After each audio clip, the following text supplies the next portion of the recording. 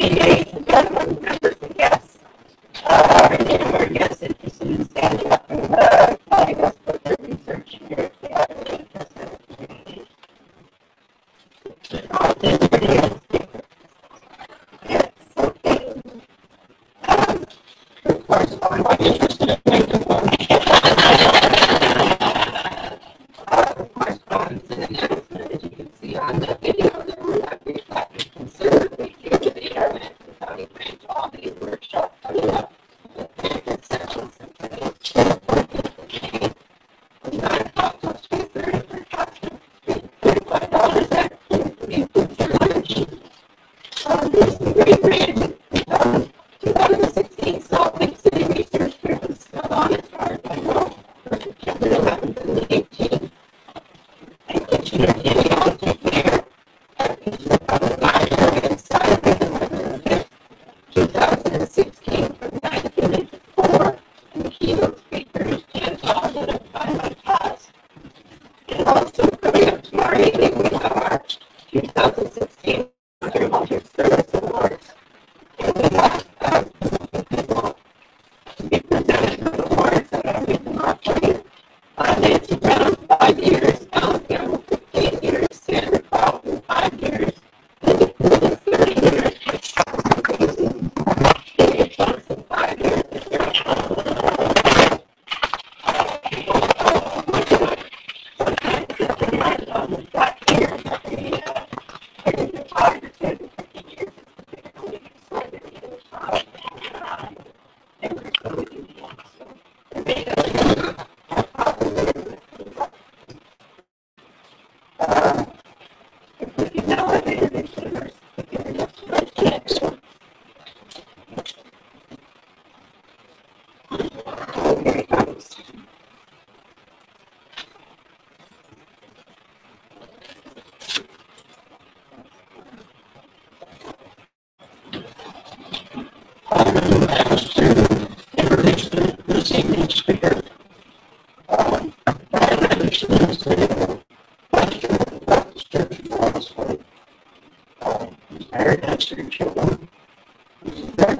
descendant of the family from the island Tyree, Scotland, of the original Baldoon settlers.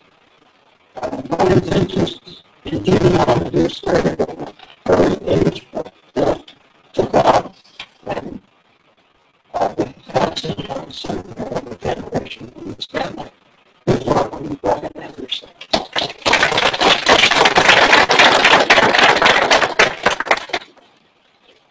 Switch it.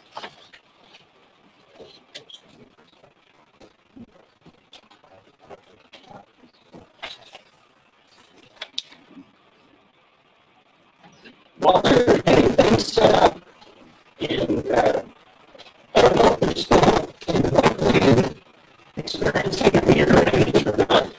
I'm going to try talking backwards, but we'll see. I grew up. First 10 years of my life in Selkirk. It was Untitled Chapter. And my family has, well, there's one branch of my family that hasn't been either in Lambton or Cape for the last 150 years or more.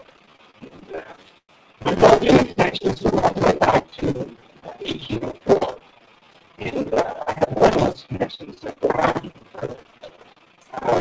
I love history, but I'm mainly a genealogist. I'm like you. I started doing this when I was young. I used to sit at my grandmother's. She told me stories. I looked at little pictures. And then I started asking questions because Anderson is obviously a Scottish name. And I had to return the tie and everything. Probably my grandfather came to Petitions. But when I find out Anderson was Swedish, and I didn't find out how it was going passing up on my family. So I go researching. I'm like you. I get digging into things, and I want to tell you how you too can research your Scottish heritage, get any connections to Baldoon. By the way, does anyone here, besides myself, have connections to Baldoon? Do you, what family? Oh, yeah, Charles Morrison. Yeah, that's right. Charles Morrison. It was one of the other people associated with my ancestor, Alan McLean. And they were neighbors. I'll explain some of that as we go along. Yeah, I have a cousin back who's part of the field group. She's the practice in this world in painting. Are you familiar with Baldoon? Do you know a lot about it?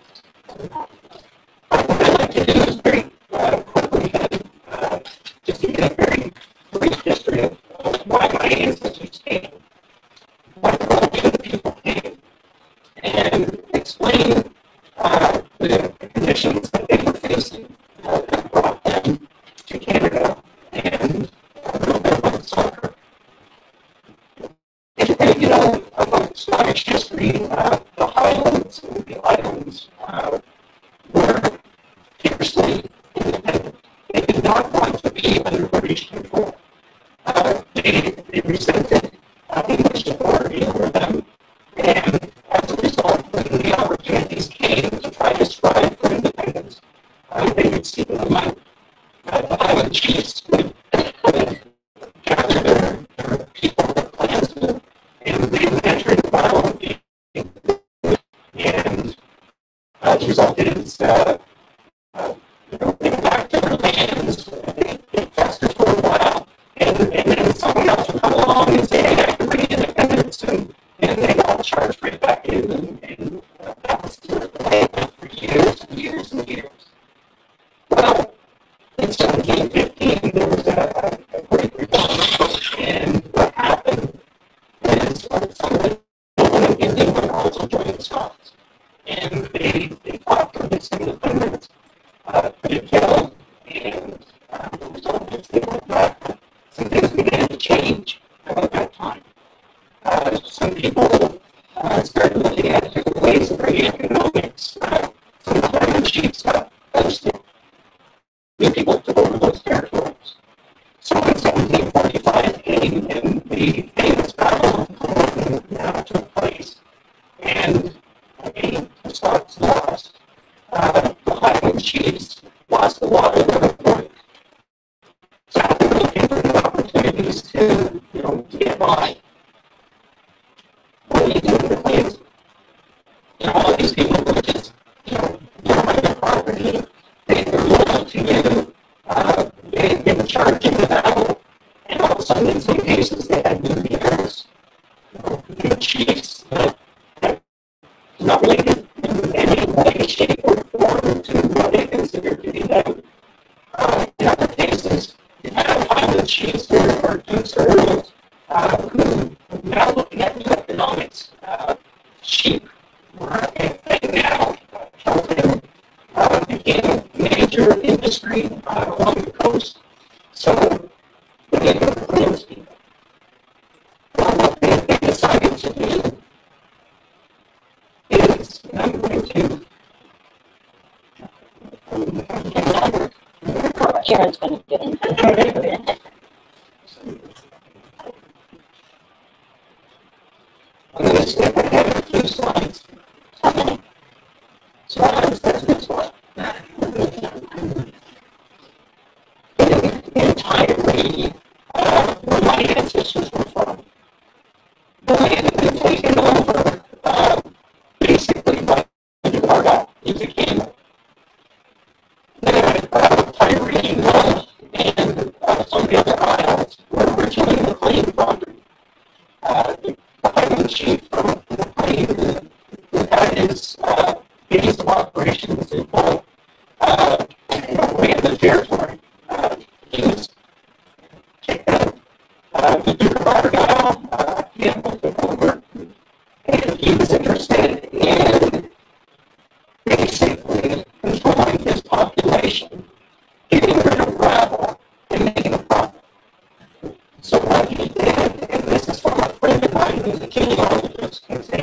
Archie Henderson. If you ever have to do research in Scotland, he's the person that you should contact. This is what he wrote in the book. To push the tenantry, which is what the Duke of Argyll did, he gathered them all into little places. He distributed little pieces of land. He allowed them to grow a certain amount of crops.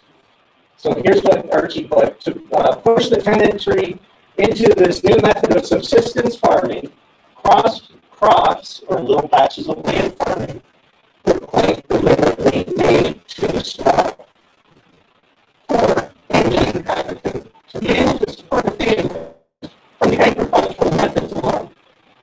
He thought that was a great idea. He thought it made the people happy. Obviously, the people of Tyree thought differently.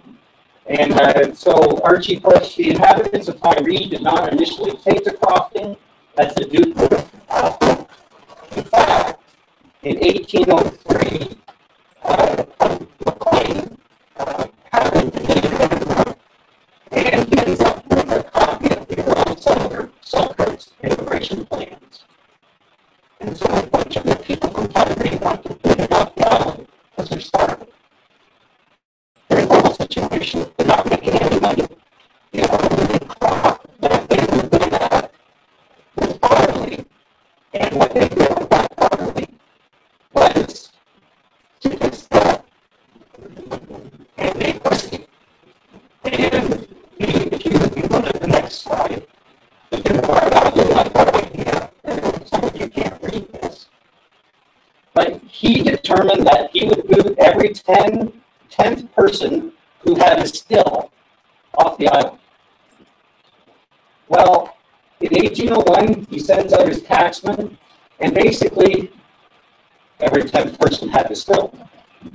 And if you notice some of the names, you'll notice Lachlan McLean of Pettivay and Alan McLean, his son. I believe that Alan McLean could be my ancestor. I believe that my family was caught making whiskey. And as a result, the Duke of Argyll was about to boot my family off the island. In 1771, a man is a guy who's his name is Thomas Douglas. He's the son of the fourth Earl of Selkirk. Thomas, as he was growing up, had no chance of ever becoming the Earl.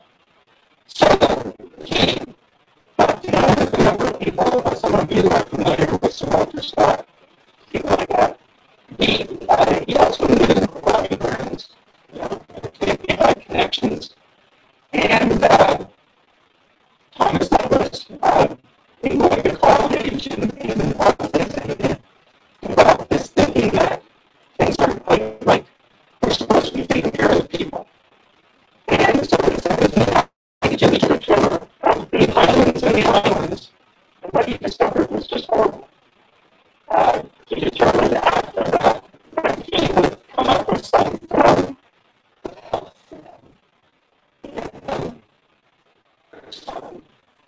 Into the new world. Connected to the Hudson Bay Company.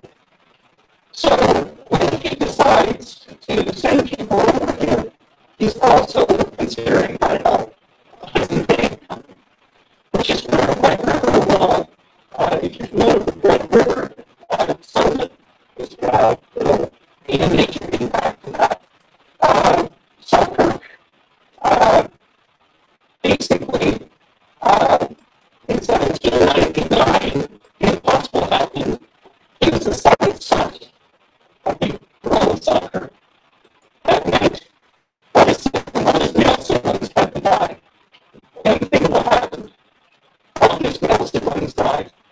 He became the fifth Earl of Selkirk in 1799. And now he had money. So he decided to put his plan into action and he integrated opposition from the government. Would you like to do part of the Isles, McDonald's? He really because they were kind of happy with this new system and making money this way. So he ran into a lot of opposition. He initially won, but he had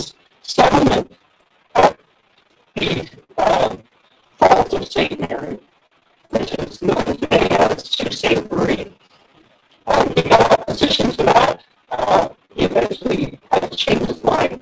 He ended up settling people who were supposed to have been Irish, because that's what the government said was okay, but turned out instead to be Highlanders.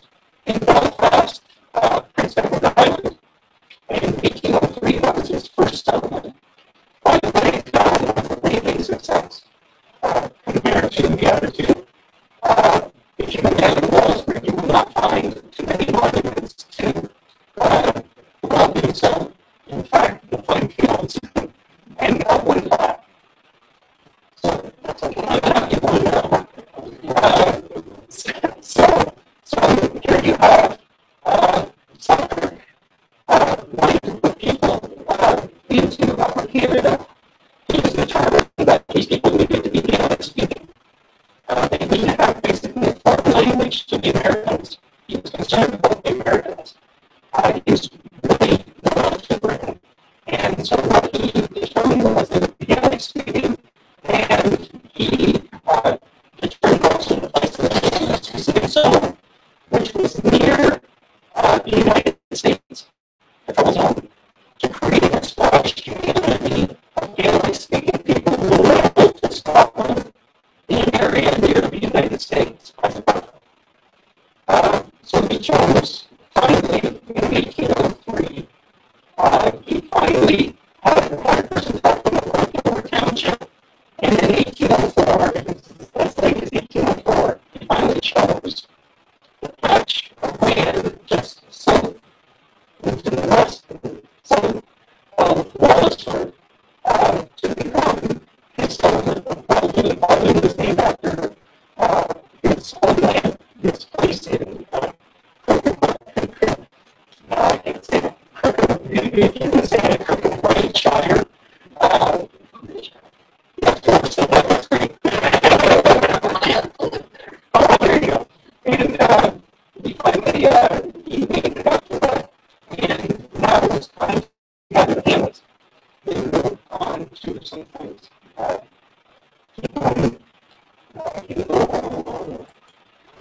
Once more, let me stop there. So he doesn't have to secure 15 families.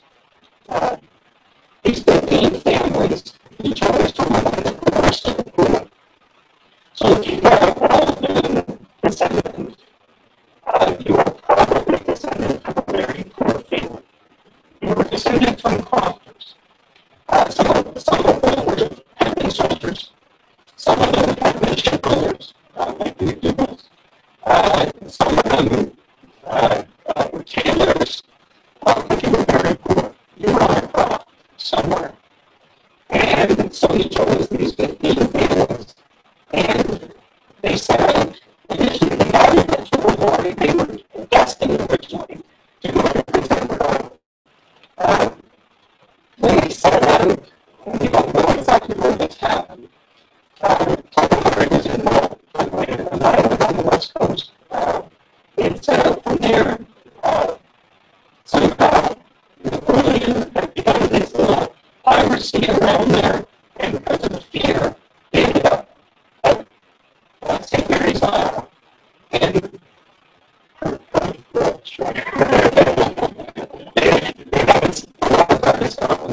and they were there for a year, working on Selkirk's estate while Selkirk was over here.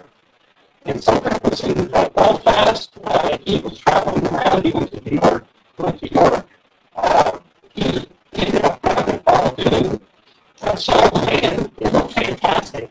You know, like, if you ever go to King County and you see the treeless thing, well, where it ended up was something like that. It was grassy, and there were no trees, and it was nice. It was a beautiful piece of property near water. You know, everything was just perfect. And so he determined that that's where the 15 families were going. And in May of 1804, they set out from Scotland.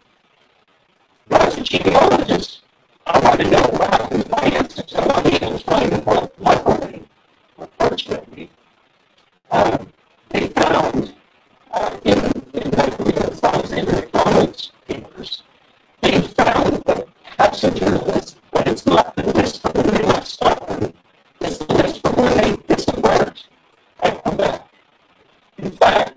they went to a drum and put it into these kind of like wagons and hauled up to a place called the Sheen. So in 1804, in July, we have the disembarking list of the Baldoon settlers that actually exists, and that's what these next slides are. They show the list of the names. So you have a list of the families: McDonald, McCollum, and Morrison, and and so forth, and McDougall. And if you keep clicking, you got more McDougalls, McPherson. Now McPhersons were not in Scotland at the time. They are actually from Prince Edward Island. So where they got on, I have no idea. Mackenzies, McDonalds, Buchanans, McDonalds, and then Browns, and then my family, McLean, because my family joined at the tail end. I have no idea exactly the date, but Alan McLean approached Selkirk and asked if he could go. He's the only one of the heads of the family that were not indentured to the Earl to pay for the passage. He did not have to work that off. And so Alan McLean, and then a few more families on the next slide. Now you won't see it, it's not on this slide, but on the slide also, if you had just caught a glimpse, there was some writing over here. One of the boys died on the journey, one of the Buchanans. Some of the others became sick on the journey, and those are notations that are made when they disembarked at Lachine. So this is a great thing to find as a genealogy. It's fantastic for us, and so it's a fantastic thing. Before we move on, I just wanted to share a couple things. There's a lot of stuff on Selkirk. You can find a lot of there's stuff like this, written by John Gray. But the two best is the one by Christine Camping.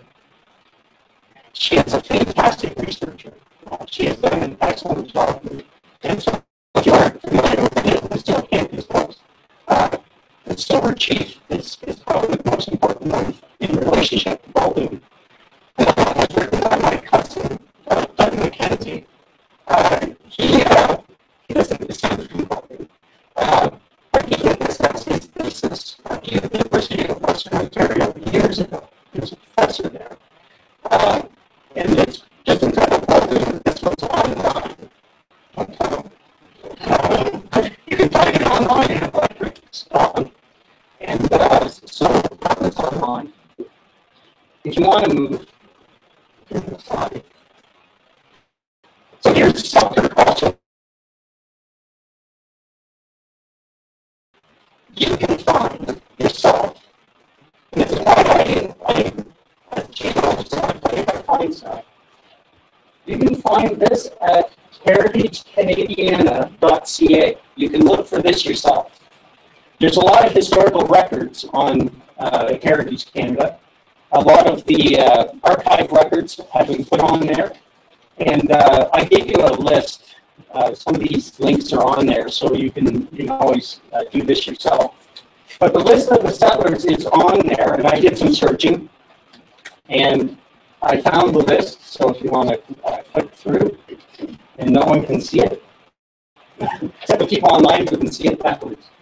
Actually, it's right way now. Oh, great. Basically, what you have here is a list of the people who went and how much they had to pay.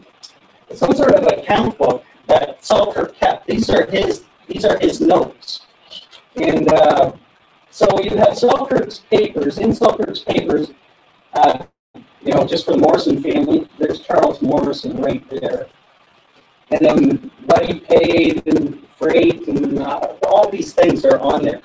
And as I mentioned to you, my McLeans were not on the original list. They joined, but I believe that my ancestors, the wife of Alan McLean, I believe his sister, her assistant. Her brother is on this list. He is the Donald McDonald, who is the tailor, and I believe that's her brother. I believe he was also living in Kennebec, Tyree, and I believe he must have been very, very poor, and so he ends up on this list. If you click to the next one, there's the other list with my, at the very top with my ancestor. Notice how he's like the last person mentioned, and then what he was charged, him and Donald Brown, and what they were charged. Also on this list, for those of you who are researching this, you can find out where perhaps your ancestor was from. Selkirk actually mentions some of the names where they were at. So if they were in Tyree, he might mention in this list, he might mention that. He mentions one was in Glasgow, one was in Oronsay. He mentions the places they were at. So for a geo, that's great, because that gives you a clue to look for, right? And so that's on there. If you want to click to the next one, I'll back up. So I'll have to come forward so I can see it. What we have here is, if you click one more time, right here is a statement made about my ancestor not being indentured, and so how he had approached it. And for our family, for genealogy, that's a great find for us. And so those are the kind of things you will find in Selkirk's papers. You can read all of Selkirk's papers at Canadian, all thousands upon thousands of pages of Selkirk's papers. That includes Alexander McDonald's correspondence with Selkirk. That includes all these wonderful tidbits about the people. You can find these in the papers. If we move forward, I don't know if you noticed, some of you at the very front might have at the back, it's hopeless. You probably didn't even see the thing, but for those at the front, you might have noticed on that, in Selkirk's papers, right below where my ancestor's name was at the very top of that passenger list kind of thing, of the settlers, just below it, there was this thing that said 1804, and there's a list of names of people who died. Well, when the Scottish settlers, all these poor people, showed up in Dover Township, they showed up during heavy rains. Those rains did not stop. They just kept coming and coming and coming. And what happened is the land flooded. There were no houses waiting for them. They had to live in tents and whatever shanties they could put up. Those were the conditions that they found themselves in, and it was the end of summer. They arrived in September 5th, and there was a thing that my area is well known for. I don't know about up here in Sarnia, but down in Wallaceburg, near Wapple Island, our land is known for having the largest mosquitoes in the entire world, or at least the most hungry mosquitoes in the entire world. And those mosquitoes were carrying a disease. They were carrying malaria. So, to the next slide. We found themselves there. The weather wasn't cooperating. The people started getting sick from malaria. We go again.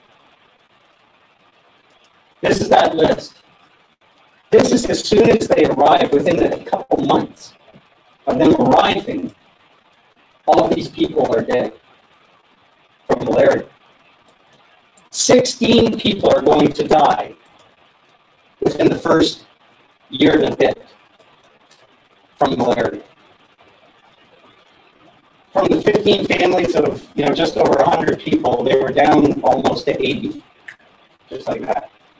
If we go to the next slide, it continues that mortality thing. I'm not sure if I put an enlargement on this or not.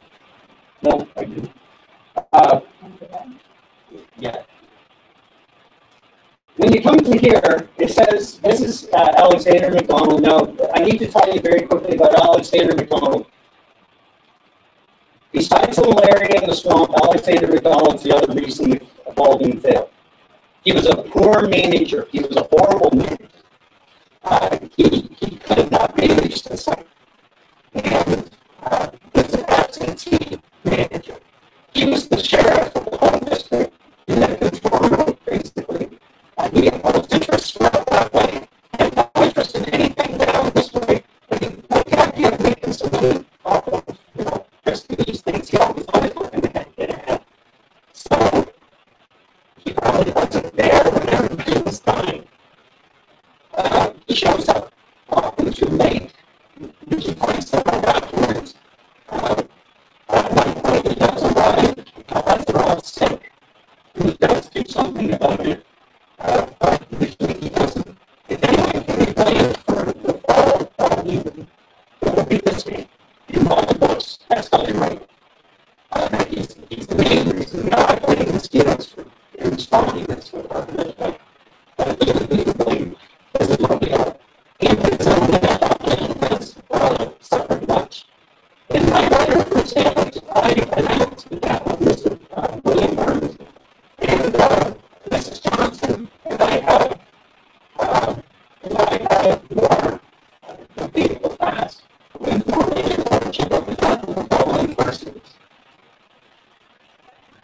McDonald and his daughter, Catherine, Alexander McDonald and his wife and child, Sally Brown and child, Donald McDonald, his wife and daughter, Amelia, Henrietta McDonald, and mother-in-law, Alan, for chief for us, but that's cool.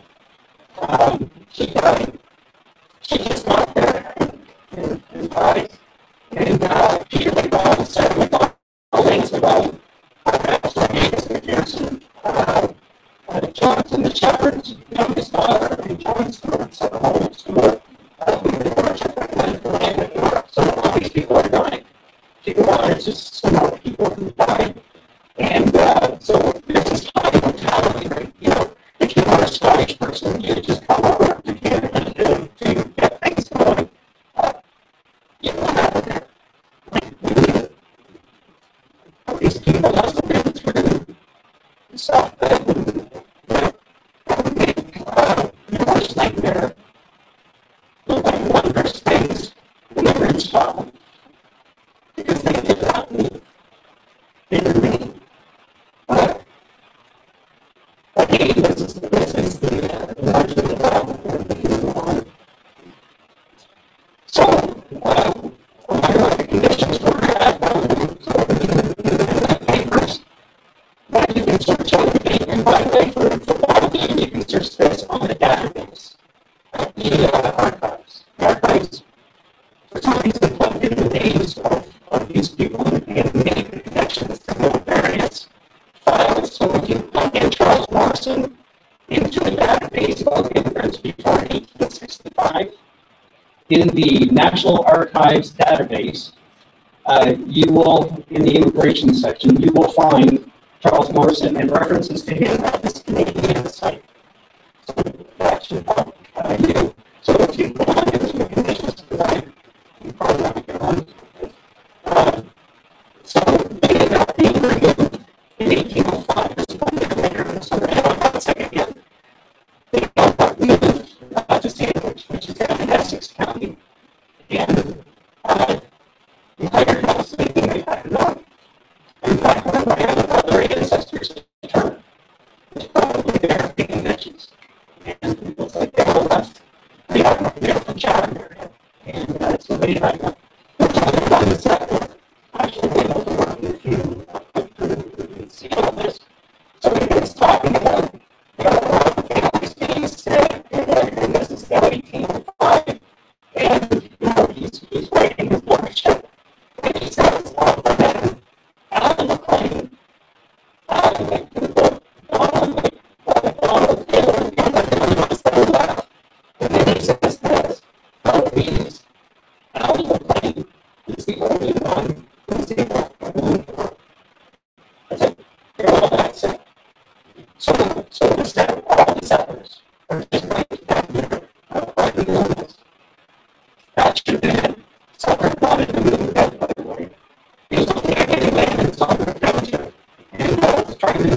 it wasn't working. In fact, we bought truck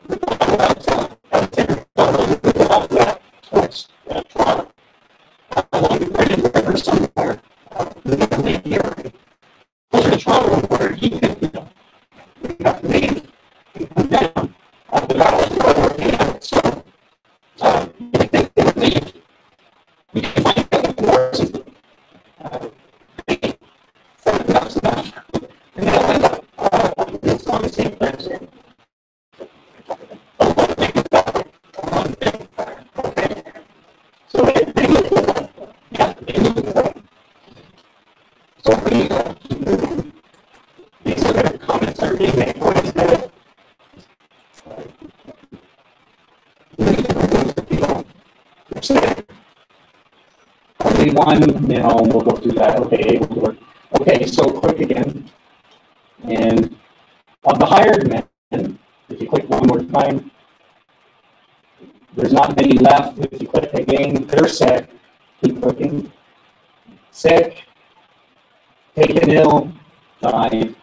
So you're now losing your hired men to things, and they had more. Because they brought sheep. In fact, they brought the sheep from New York and all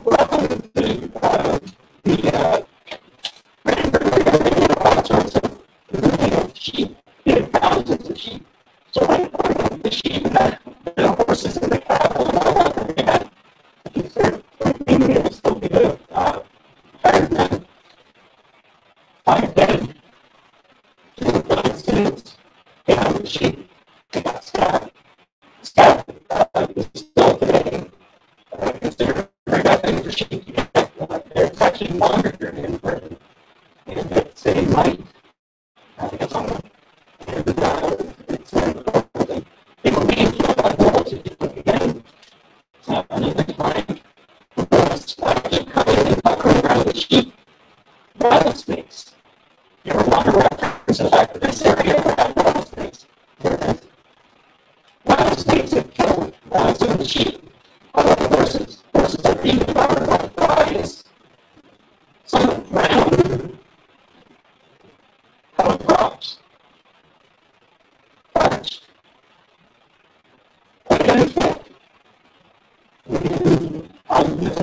So basically everything was a disaster. Like we're from Scotland and look, and so here you are. Yeah, party people, but this is gotta be crazy. You would think it would be. So I was able to find, again, these are Selkirk's papers, I was able to find references to the land grants to them. And part of the promise that Selkirk made was that they would get land. They would get 200 acres of land to each head, and then 50 acres as a bonus sort of thing, through their indenturing and all this. And so there's references in his papers, and I won't spend a lot of time because we need to move. These are references to those if you keep going. Keep going. The names, results, and the people, the locations, it's all down below. The first time it showed on the thing, it shows the pie shape of the farm following rivers. Below that, down in Comfort, there was land just below that, and that's where all the lots were, the different farms. And so they ended up settling on those. There's a big farm. And there's a little more. We got the list. You can do your genealogy here. Research and family history. Find out you can on this like this is fantastic. So you have a list of the people, their names, their names, and then you have big grants, 50 acres, and then some of the people who die, they get granted another 50 acres to their son. So you have that, and then some of the workers were promised land. So you have the workers also receiving land. And these are great. If you have connections to this, this is fantastic. Now, I don't want to just concentrate just on, telling you about Baldoon. I want to help you guys research as well. So if we keep going, And we'll skip through these. Oh, by the way, Alan McLean got the short end of the straw when it came to the land. That's what that previous slide was about. That previous slide, him and another family ended up with the worst land in the swamp. And even Alexander McDonald recognized that and was pleading with Selkirk to change some stuff. And there was also a survey done at the time. And I don't know if any of you have ever ran into situations where you're researching your ancestor and your ancestor's really upset because of a survey. Because see, you were required to clear so much of your property, and if they do a survey and all of a sudden all that stuff that you cleared isn't in your land anymore because of the survey, well, then you get these letters come to government and saying, hey, this is not fair, you know, because you're about to be booted off your land. And apparently, a surveyor came in and changed some things, and then they had to reapply some conveyances and things to try to solve that problem. Well, Alan McLean ended up in that too. So not only did he get some of the worst land, and Alexander McDonald's trying to change it, but he also ended up as part of that. If we continue, this is still Selkirk's things. Censuses are fantastic. If you find one, what's better is if you find one that lists who everyone is and who they are to each other. This is in Selkirk's papers. They have a list of the heads and their wives and whether they're widow or not, and the kids are listed here. And the boys and the daughters are listed over here. And the colors. This is in 1809. So one of the earliest references to the list of names. That's like on the family Bible. And so you'll just keep putting. This is where my family is. That's all my life. Like I said, after. And when we get to the Alexander McDonald stuff, he got before other things. So he gave a reference to each person that he thought of them. And so it's only real. And there's another thing you can find in Selkirk's papers. And I'll just and he said I had some problems. What do you think? Pretty hard to listen. My family, this is my ancestors account. So Selkirk so anything like primary ancestors, what they call primary one's favorite group of.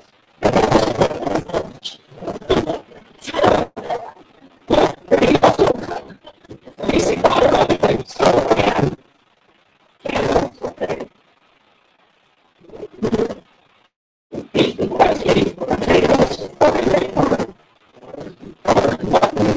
okay, sure. So some of the primary things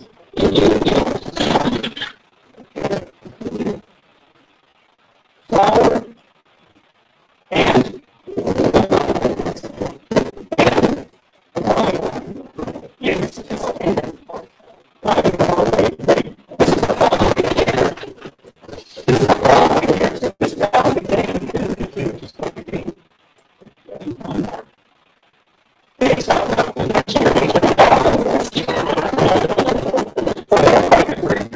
but for some reason he also wanted to install it. And I'm wondering if they're trying to this is Selkirk's thing that each of the people has secured some things on the journey and stuff and from the people. So this is the account of you find ancestors with what they bought and why they bought it and how much they paid for it. So these are great finds of what's included on again the same thing. So what do you think the characters that you want to know? Okay, what do you think of people? And I picked on the Morrisons last time. Now the Morrisons were smart. They got out of it. They did not sit well with Alexander McDonald. So what do you think of these people? So you got to do the rules. So what do you think of them being the rules?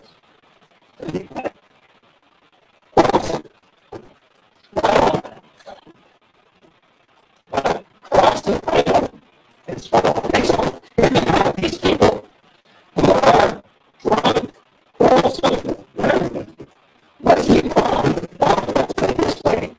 History records that the next generation of ridiculous were involved, of course, either. And that sort of came to an end in the area when the other Baldoon settlers, the Plains in particular, because they stole their horse, chased them down, and they were arrested. And accumulating this even into the States. And Black Hawk, as he was known as, was come for horse thievery. And they were involved with some very violent things to beat up people, and they were involved with very killing black people and some of it. And that's something that they hunted for. So, yeah, that's not too far off. What do you thought? Let's continue. Okay, I feel bad about this. Because Charles Morrison, and it's around the time that and I believe it has to do with the insect around. So it was not bad. Okay? And I already said about these people was bad, so we continue. Okay, this gentleman. Industrious.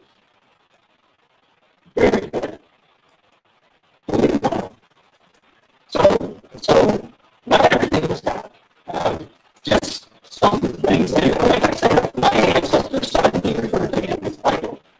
And he was 16 at the time, normal teenager, probably normal.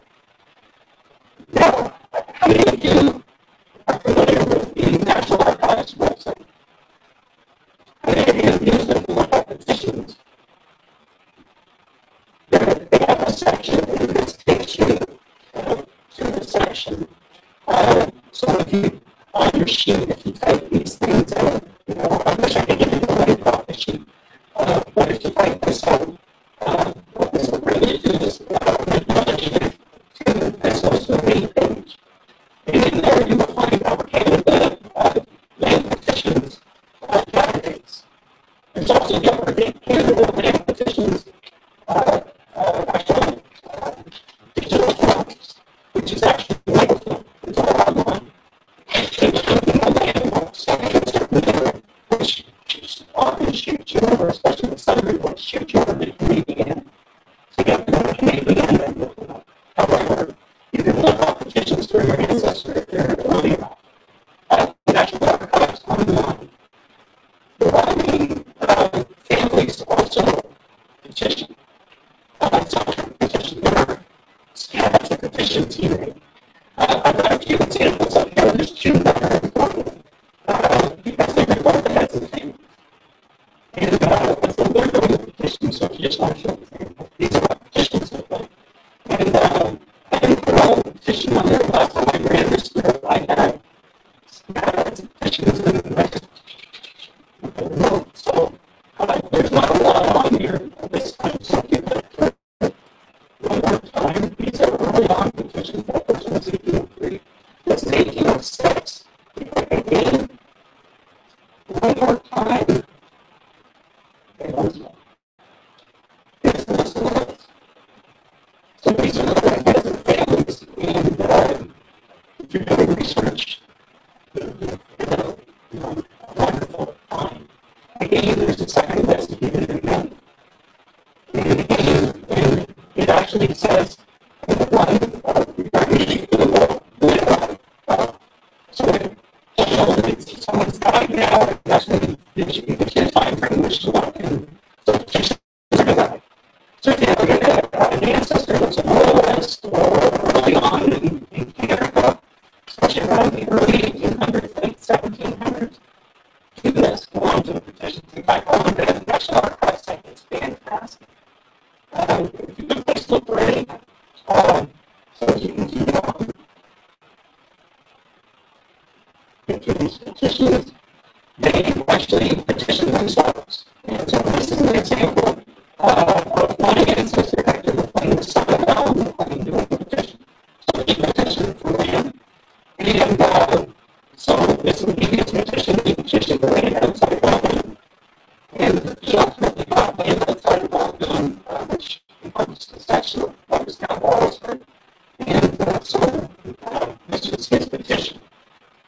what I like is the signature. Because it's an actual signature of an ancestor. He's a great. Obviously, he doesn't stop at all. Because he's got hair, neck, which is, man. But when I see the plane, it's E-A-N, he's alien, and sometimes, whatever. But when you try to do it in English, you put A-E-N. And in fact, some of the tombstones in Wallaceburg carry that stuff. We continue on. This one is fantastic because these are a bunch of the Baldoon Settlement's actual signatures. This has to do with another one of the settlers who was their petition claims and signed up. And these people all joined me to sign it. It's got Ernest McDonald, Stewart, having the plane again, and just a great example of finding the signature. One, what I told you about the game is 1804. I didn't end in 1818. Selkirk sold Baldoon in 1818. Selkirk died in 1820. So, it was a short-lived settlement. But it's amazing. You get over here in 1804, much of your family is dying from malaria or connections to your family. You're in a swamp, you have to dig, they had to make drains from the swamp. They have a hard time, eating on it.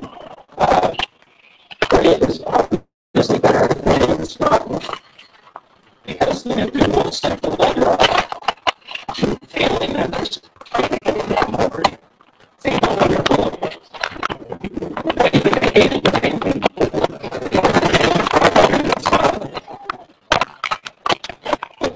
Any of them were anticipating this except for the Earl of Selkirk. The 1804 actually a war broke out between us and the United States. And the result was the Baldoon people were involved. So they got cheap food. So the American Army camped twice for a very short time, enough time to raid the Baldoon Settlement twice. So that's the Americans. The British also, the natives weren't even the British to come to the Indian. But it was obviously the British and the native people working for them. They also camped on Baldoon. So, even then, the Americans jumped up while they jumped. They became very involved in the war of 1812. They were violent, so obviously they thought this was fun. So they went off the country. They're in a lot of the records. My ancestors were in one record. My ancestor, McLean, became in 1804. Died in 1815 as a casualty of the War of 1812. No one refers to that when they talk about Baldoon. We found I still get to send something off that was camp. But we found that when he died in February of 1813, which shortly after the Americans called massacre, we call a battle, the battle over raising over in the States. And that was in January, 1st of February, my ancestor dies. So what we have here is muster lists on my side. I have a bunch of muster lists, but this one has him.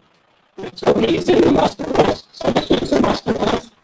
And some remarks being made, a lot of them, dessert. My ancestor was absent with permission. So he was absent at the time, Ricky, absent with me. And that's what we have a woman in the muster list. However, if we continue on, we'll look at some more of this list. Okay. So when we got to those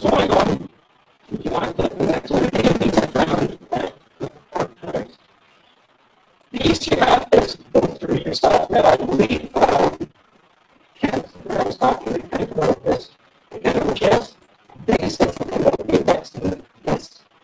I would say yeah.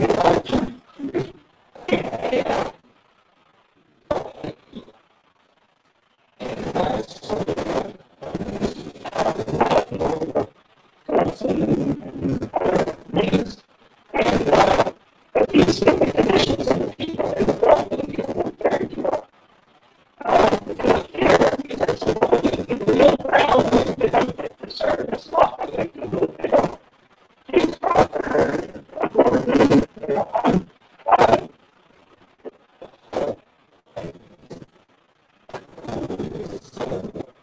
okay, this is die.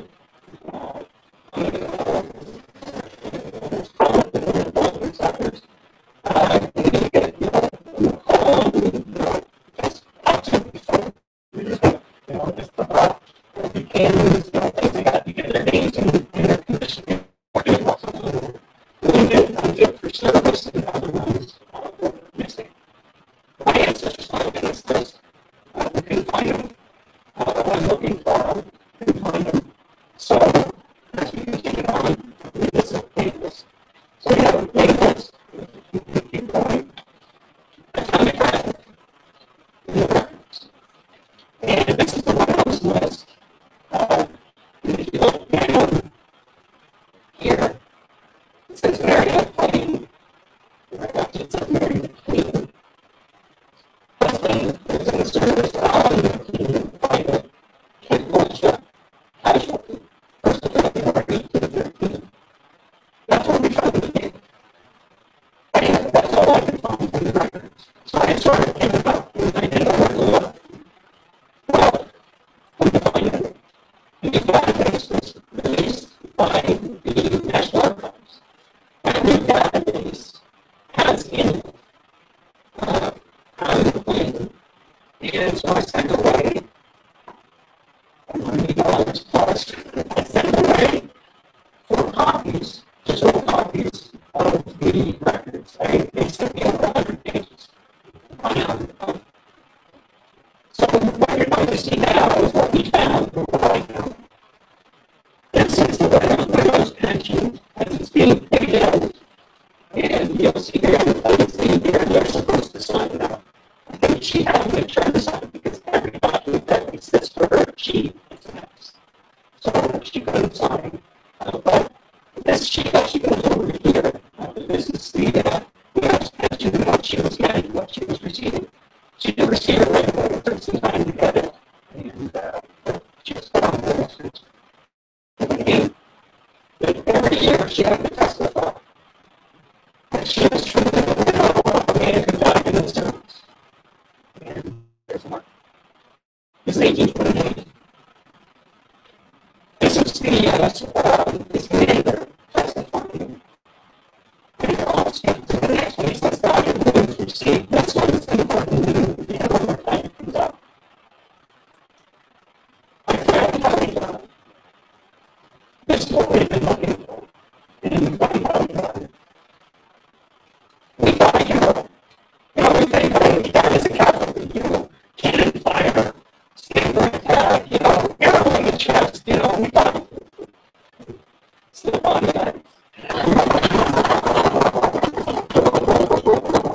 That's my ancestor. That's true stuff. Bringing his 3 gallons.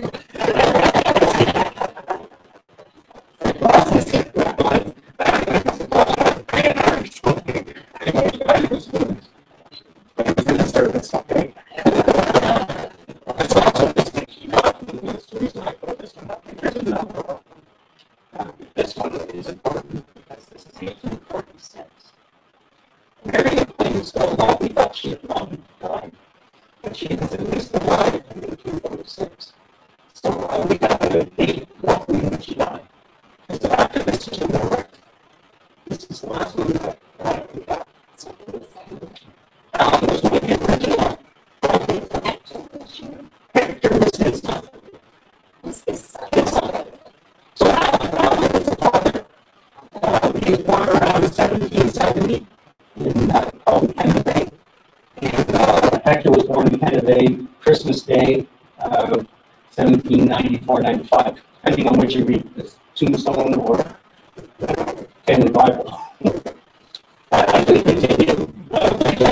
those, and remember I mentioned that the Americans had camped on Oughton a number of times.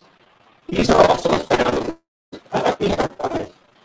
And American claim, they didn't claim, you know, that the rate of these claims didn't go quickly through, but what she claimed for was the she didn't claim against the Americans. Other Baldoon settlers claimed against the Americans. They claimed they lost, which was there's some odds. So she, some, you know, this, that, and the other thing. She lost some of that. That never happened. She blamed the natives working for the British. They put her into her houses. Now, these people were a lot of cabins, but both of them were burned. So when she gets the claim in, she doesn't ask for much. Some people claimed in for hundreds of pounds or whatever. She only claimed, I believe it was for, what's that on this page, but it's I think it's only for like 19 pounds or 18 pounds. That's all she asked for compensation. She keep claiming. It's just a petition for it, so we just keep claiming. These are fine. So if you have an ancestor who's in the war of 1812 and put a claim in for the war, this is not the National Archive online. You can find this yourself. So keep claiming. These are other ones. We do this and stuff, so if you keep claiming, we'll just keep going. Keep going. Keep moving. This one. This is 1824. I don't have the reference. This was given to me, so I could not find this up here, but this was actually sent to McDonald's to specify. In 1824, she's still waiting for that 19 pounds. They refused to give it. They came up with excuses. So back in the years, yeah.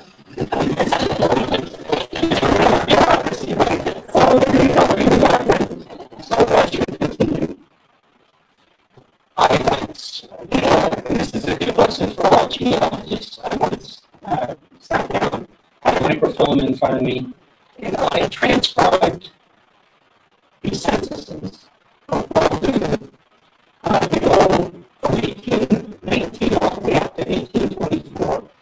I transcribed them. I thought it was great. I didn't write down where they're from. I didn't source them. I have the information. So if you look, I have to send it away to the Ontario archive to get the microphones back. And they sent me the other early census. There were census taken in Dover and Selkirk Township. Roughly around Dover. Of Baldoon, basically, and some areas around. And you can find references to people in Southern Lambton, people that are in the census. This is actual census. Now, there's other things available for other areas, but there's always census I've seen. Interestingly, all these censuses says somebody in Ontario had slaves. Because some of these censuses actually record how many slaves do you have. I don't think I put an example of that, but you'll notice.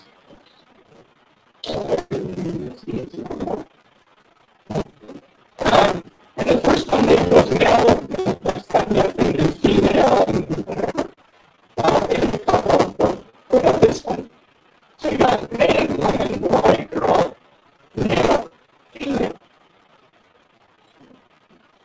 Well, if you know what, well, if you go to some of the other census, they actually tell you it's servants, slaves. And so somebody had slaves. Now, none of the Baldoon people, they haven't struck it rich. But in fact, they said they're in the top. So, if you want, you can find, how many of you use Ancestry? By the way, you can use it for free on the library. So, and here, no, that's right, well, yes. You can use it free here. You just have to plug that credit. Okay. Oh, yeah, okay. So, if you have somebody gets in the Ancestry, these records for the rebellion of Lord of Canada. Because many of our ancestors militia to police the area on a cable basis their signatures on these. You get to see your ancestors' signatures on these, so like some of these are actual signatures of the people that have deciphered the paper. And Baldoon settlers are on these as well, so you'll see names and then all these signatures. So if your ancestor, it doesn't really matter what county. Lambton County, Kent County. I have Lambton County ancestors, Lambton, who are in these, Eaton, who are in these. So you can find them. There's a George Lambton there. You've got McGregor's. You have some of the other Baldoon settlers in communities on these. So they're on these things. So they're not in upper North Canada. And you can always Google if you're not familiar with what that was. And for some reason, that proved individual child. These are the documents that you want to look for. I'm not related to Baldoon, but one of my other ancestors was Wales. We never knew. We always speculated what his wife's name was. She was a child and had proved who she was. So we found the answer to that in these documents. And she says who her father was, and says what her relationship to him was. And so these are important documents. I'm looking at one page for this. We found and proved that they were just sons of another McDonald that had died. So they petitioned away. A number of the Baldoon settlers will testify that they are truly the sons, so that they can get the name. They all had to do the name to it, but it's so they can get the only other land to continue on the times going. So when you want to get back into Scotland, Scotland's people is going to be a premier site for looking at so it costs money though. They charge you per view kind of thing. They buy credits. I'm going to get it. Go join Scottish groups on Facebook.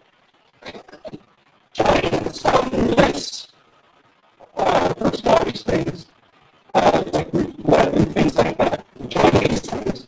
Because every once in a while, someone will trip across something, and Scotland's people are offering so many credits for free that you can't get a vote. And if you go on Facebook, everybody will be plastering this stuff everywhere so you can get some free credits and do some searches. This is the kind of thing you can find. This is my ancestor, my solo Alan. This is his baptismal record from Tyree. So he was baptized in 1796.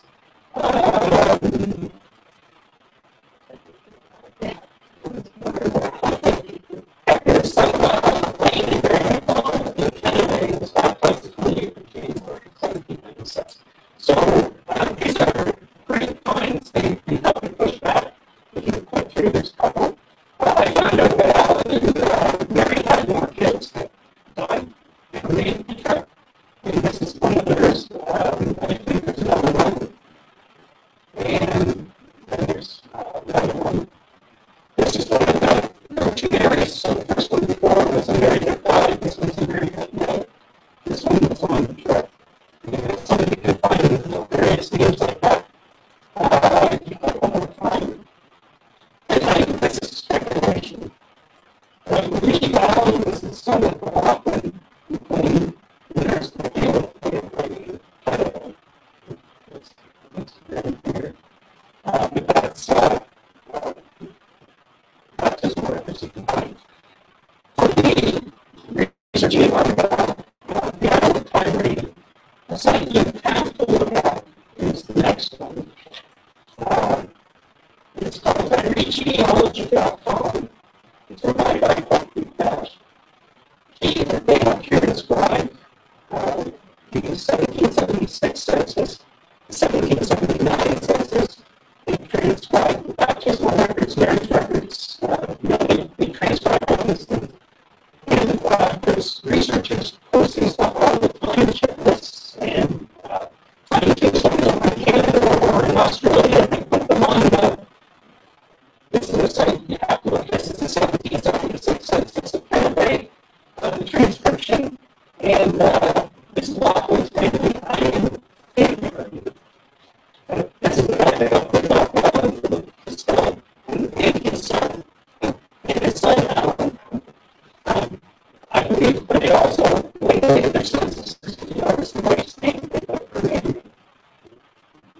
you're able to then trace her family.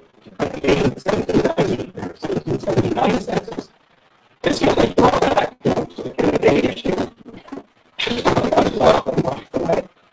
Two, a candidate. But when you come down to less than 2 out of 10, I couldn't think about it. So that's again the transcription of 1779 census. Again, these are sites to check out. If you're researching anywhere in Scotland, find the county or even place the county list associated with it. People love to help other people. And there are many lists like which part of that, and you can still join and are okay. Tyree has its own, and Black has its own, Hull has its own. A lot of the Baldoon centers came from that, and has its own.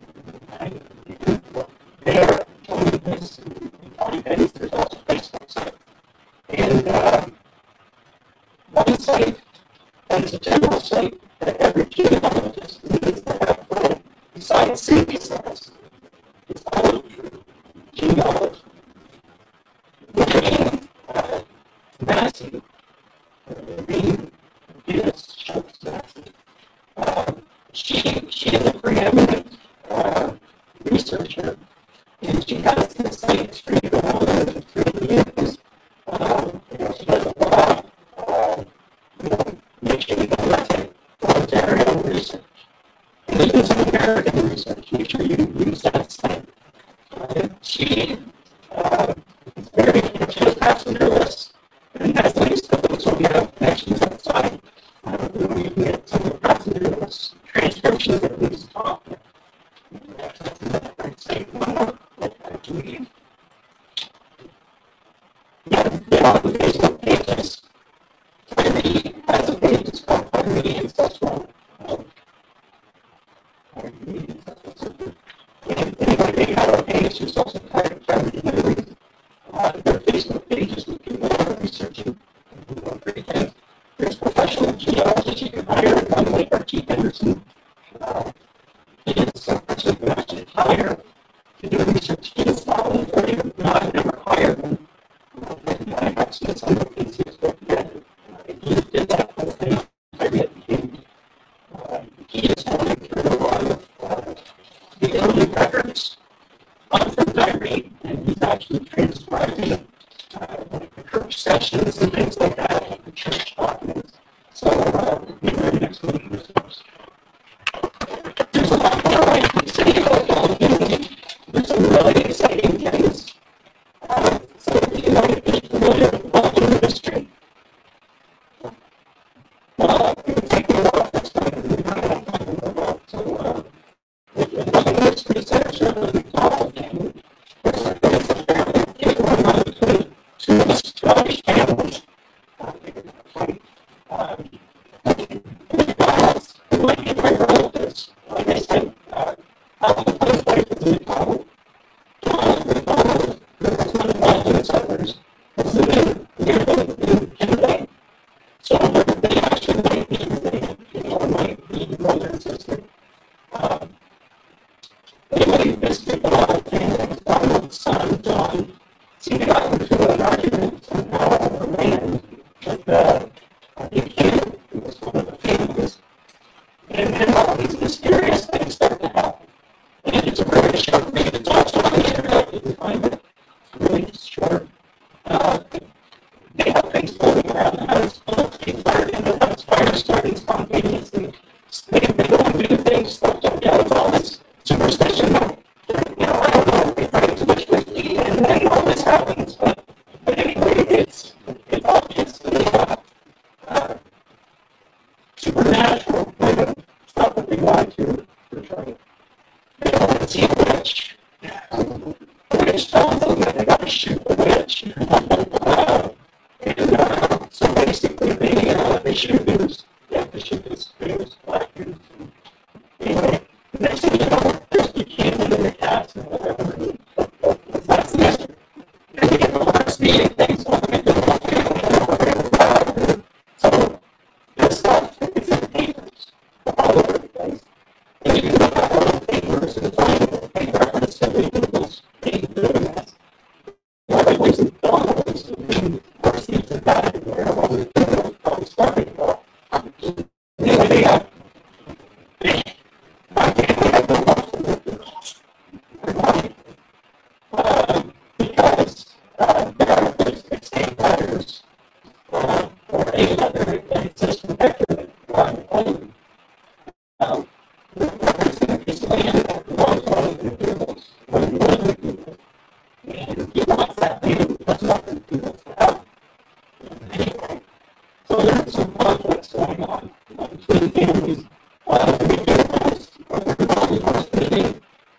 decided to get rid of the McLean's forces.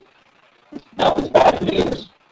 My other ancestor, along with his brother, chased them down, found a posse, and ultimately they're captured, they escape.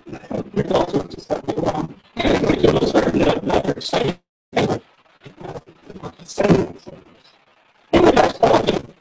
And I hope it helps. I hope you learned a little bit anyway about how to do some research maybe. I should have probably gone into a few more things, but I know time flies. Yes? First of all, I haven't Googled in my ancestors. I have good Google connections too. Well, they married in my dad's side. The Googles going to the Coolers, which I think were in the clouds at one time. Anyway, I'm curious as to like who paid these people, who paid their way on the ship. Selkirk. And Selkirk. What did he think he owned these people? What was No, his goal was to free these people. But you have a thing there where they owned his survival. Yeah, he felt the way Selkirk looked at this is if he could control them into an area, keep them there long enough, they would establish a settlement, ask other people to join them, the settlement would grow, and as the land keeps being offered to them, you know, and work it off, because they were poor, they couldn't pay for it, so he's having them work it off, but making them work it off kept them from being lazy, gave them value in it, and helped them pay off this land that, he'd like to recoup his money. So this is how he did it. We wouldn't necessarily like the idea per se, but those people were tenants already in Scotland, and they were making nothing. In fact, when the McDougall writes to his family, he says that the income that you can make over here is so much better than what you can make in Scotland or anywhere else that, it's always worth coming over here. The land's great, he's telling his family this. Meanwhile, the guy's dying, but he's still telling him this. The McLeans also, interesting, in one of those censuses, I came across another Hector McLean. I looked up some petitions that Hector McLean, who happened to be in the census of, the Baldoon, Sombra area, that Hector McLean was also from Tyree. So my family might have also contacted their family and said, hey, it's better over here. The mother-in-law had died. The husband had been killed in the War of 1812. But hey, it's better over here. So they involved an extra land. I don't know if there was an incentive or not. I do know that they received 200 acres, and then they got another 50 as part of sort of like a bonus to the intention. And but then things went haywire, and most of them left the land. My ancestors stayed on the land until the late 1820s. And then they moved, everyone seemed to move over to Wallaceburg, to that area, except for the McDonalds. The McDonalds went and settled along the side, the Mystery family along the side. So if you go down St. Clair, follow the old river road, the old ford, you go down, you're heading down towards Wallaceburg. You get to where Snivy Orchards used to be, if anyone knows where that is. Just past there, just past there, there's a kind of a curve in a little park called McDonald Park. That's what McDonald's sold. So they ended up there. And so they all sort of moved away. And they moved to, the McLeans moved to the Wallaceburg area. And I don't know if that was Hector's doing, per se, because he's the one always referenced. But when they're married, finally got a settlement, and as the widow, she gave the money to her son or whatever. But anyway, they ended up in that area. The McDougalls were in that area. I remember some of the other families, but most of them all went to the Wallaceburg area. It's in the river where all the forks come together. There's three McPherson brothers live farm near Corona. Okay. My grandmother was a Brown from the Selkirk area. Oh, And my cousin was married to a Turner from Brett. oh, So I yeah, think that. yeah, maybe connections all through there, yeah. Yeah. The McPhersons, they seem, I think they went to PI first.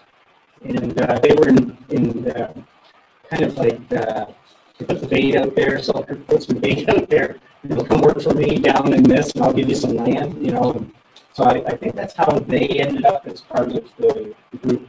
I can't remember if they're indentured or not. They might be workers. But all the workers just had enough after a while, and they wanted out of there. Any other? Yes.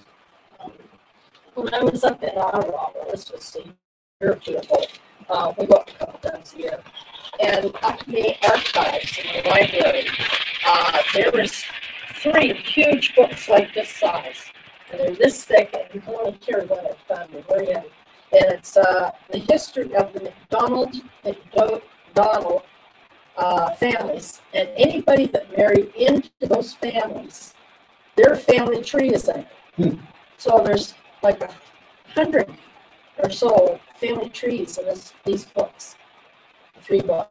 Wow. So there's all kinds of books up there, but it's just a wealth of information. When I first saw the Selkirk Papers, it was not online. I went to the University of Western Ontario, and I sat with books that day. And you had to turn the pages of these old books carefully, and you then transcribed.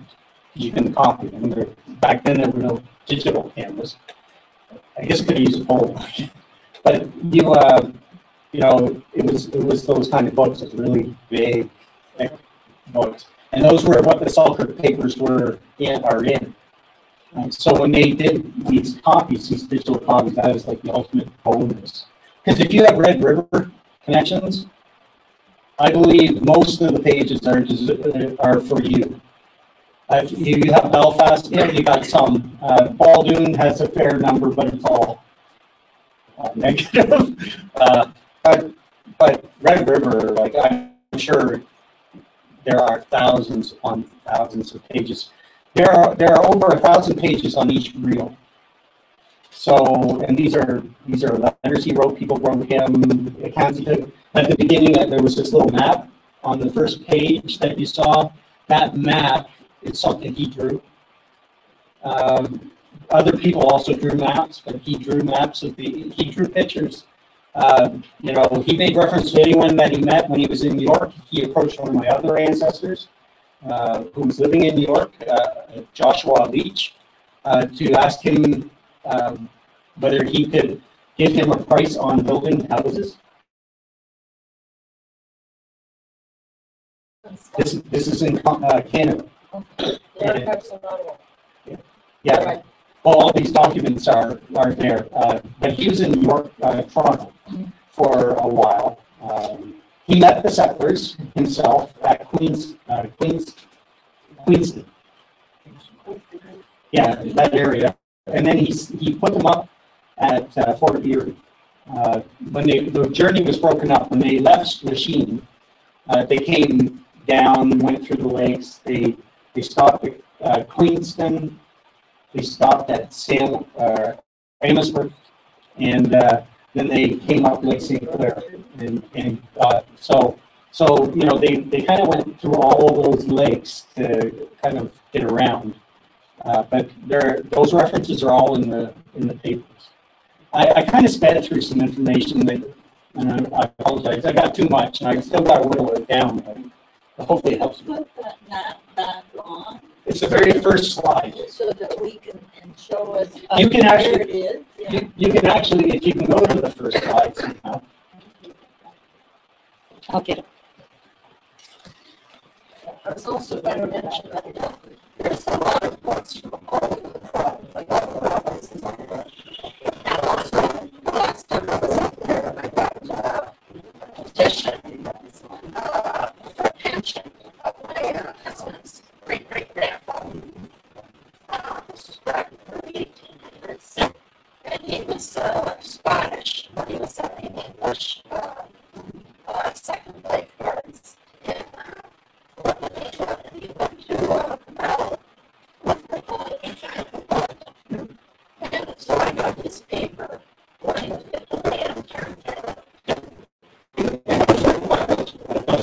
Petitions, but there's also other records you can get of British soldiers.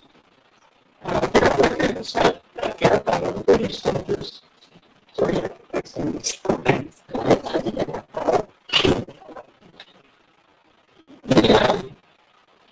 Basically, if you go on the archive site, it shows up the page that was made.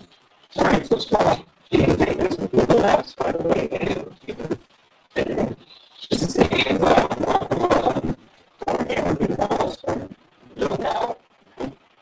it exists, and it's all trees over here.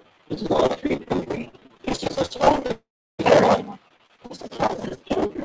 This is Dover Township.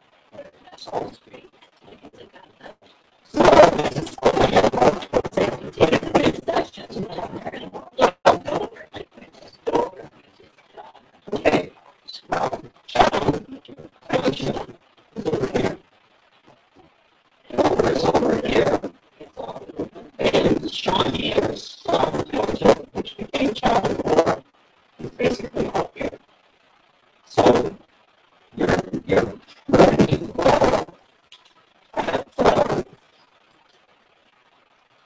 this is the sky. I mean, this would be Johnson's channel. So the road, maybe right here.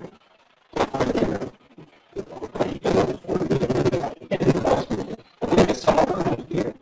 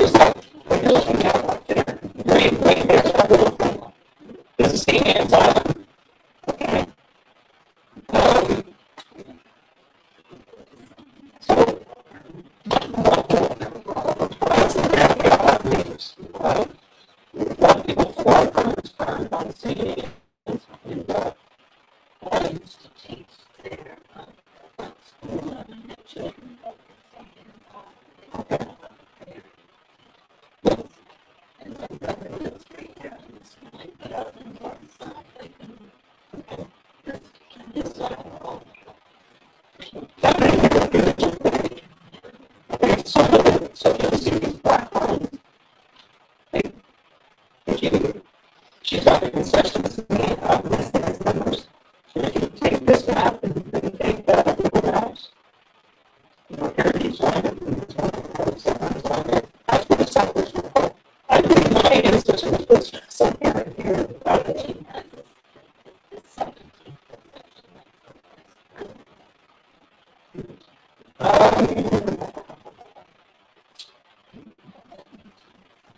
Okay, 17th possession.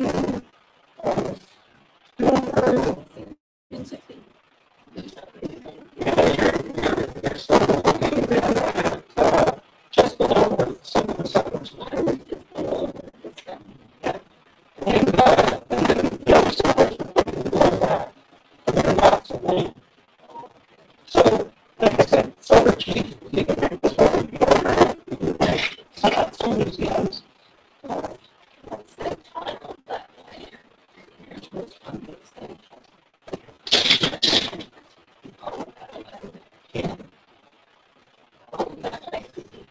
Yeah. Yep.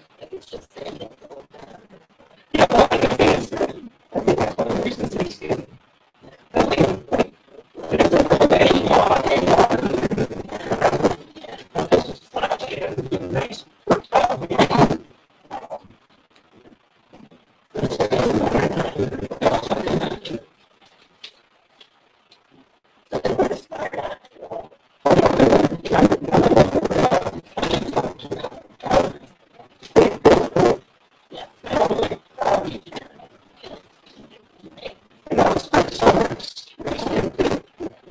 If I take these people who are not going to try to have the fanciest house, not going to try to have the Cadillac down the road, but are used to really hard labor and bad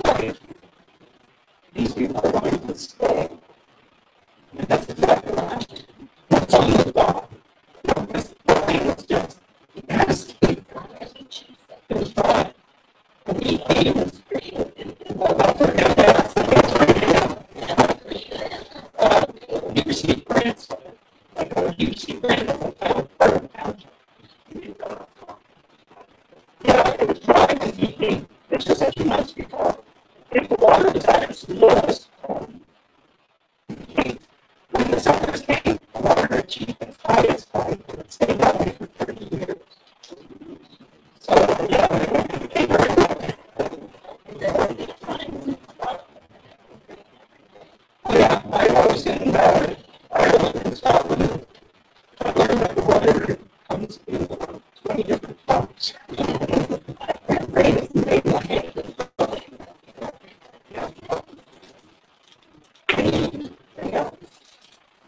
Thank you for letting me share.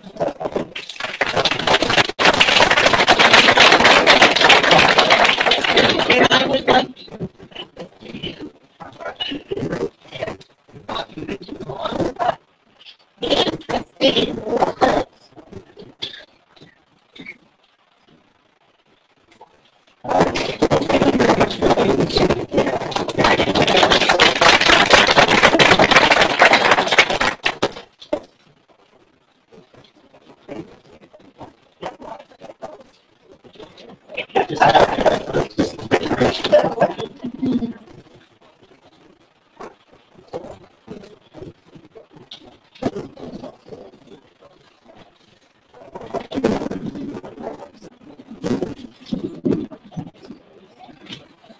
okay, folks, we're going to get on.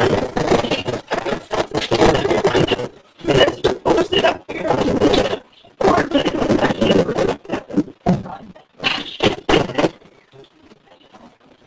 If we could now motion to approve the minutes for the last regular meeting, the 8th of March 2016.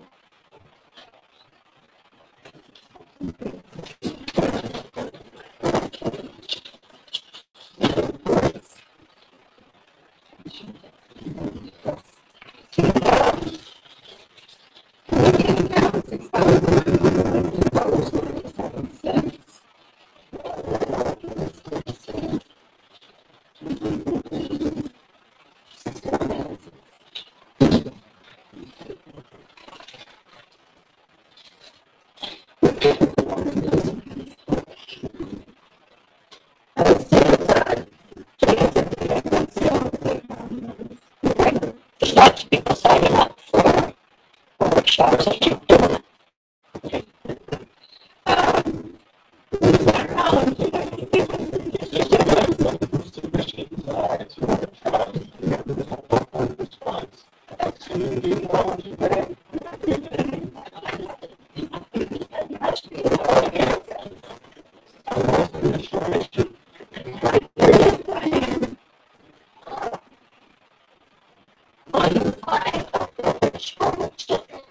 Let's get it together.